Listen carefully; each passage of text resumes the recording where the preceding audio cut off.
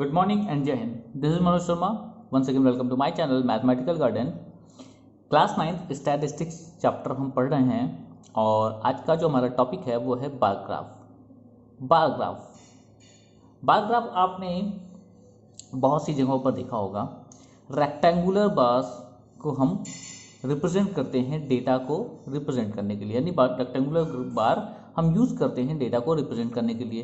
Cricket scores की duration में आपने देखा होगा जहाँ पर हमारे पास बहुत सारे ग्राफिकल रिप्रेजेंटेशन होते हैं, like bar graph, histogram, frequency polygon, है ना, या पाई चार्ट, इस तरह की चीज़ें हम वहाँ पर देखते हैं। अब रेड्यूस सिलेबस के हिसाब से जो भी हमारे पास मैथ्स में हमको ग्राफिकल रिप्रेजेंटेशन पढ़ना है, यानी कि पिक्टोरियल, उसमें केवल बार ग्राफ है। तो बार ग्राफ ये रहा आपके सामने।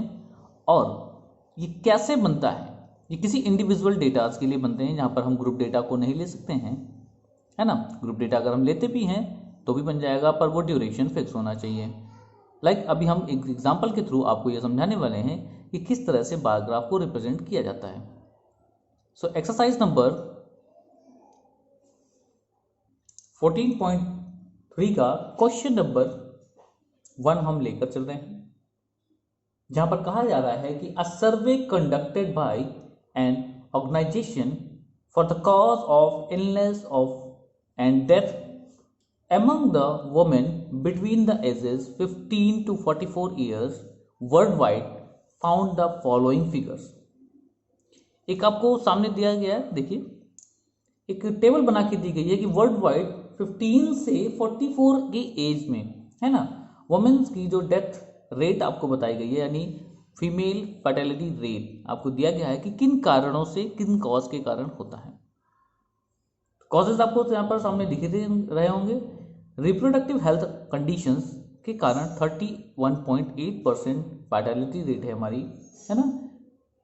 न्यूरो साइकेट्रिक कंडीशन 25.4%, इंजरीज के कारण 12.4%, and cardiovascular conditions 4.3%, respiratory conditions के कारण 4.1%, एंड अदर काजेस के लिए आपको 22 दिया गया है।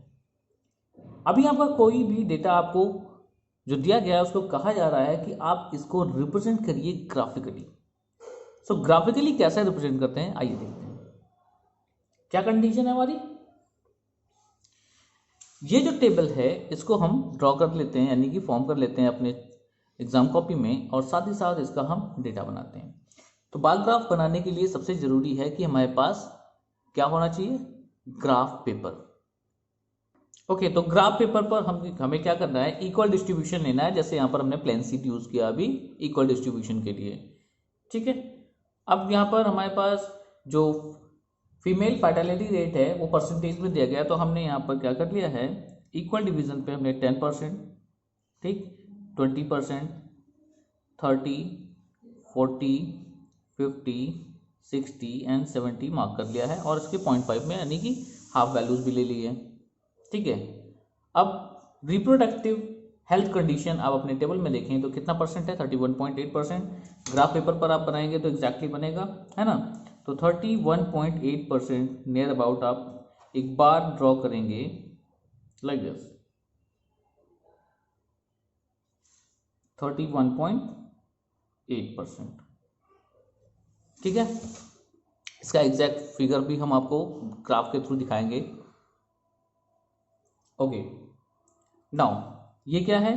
तो रिप्रोडक्टिव हेल्थ कंडीशन के कारण इतना परसेंट है ना हमारी डेथ फर्टिलिटी रेट, राइट।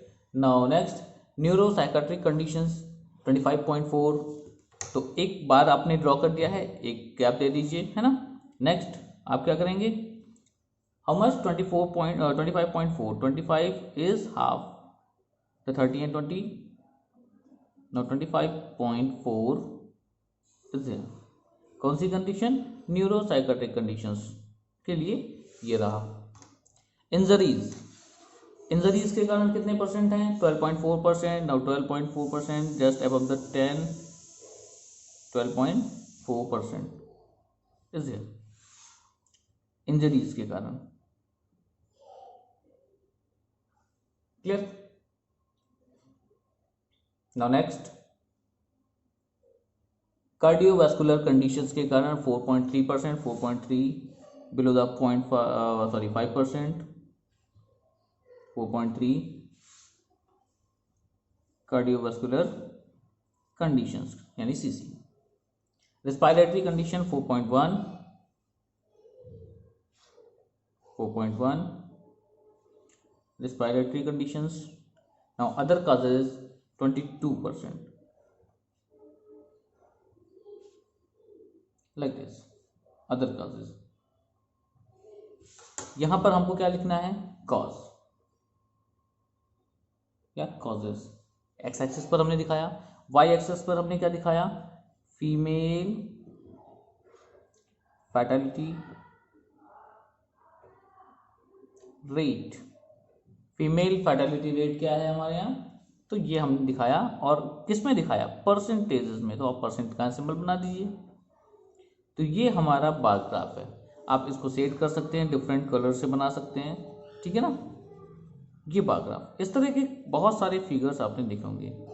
और साथ ही साथ आप देखो कि ये रहा इसका एक्चुअल ग्राफ जो स्क्रीन पर इस समय आपको दिख रहा है, ठीक है। इस तरह से हम बार ग्राफ ड्रॉ करते हैं। एक्सरसाइज 14.3 में और भी क्वेश्चंस हैं हमारे पास जिनमें हम ड्रॉ करेंगे during the class. Okay, thank you for watching. जय हिंद।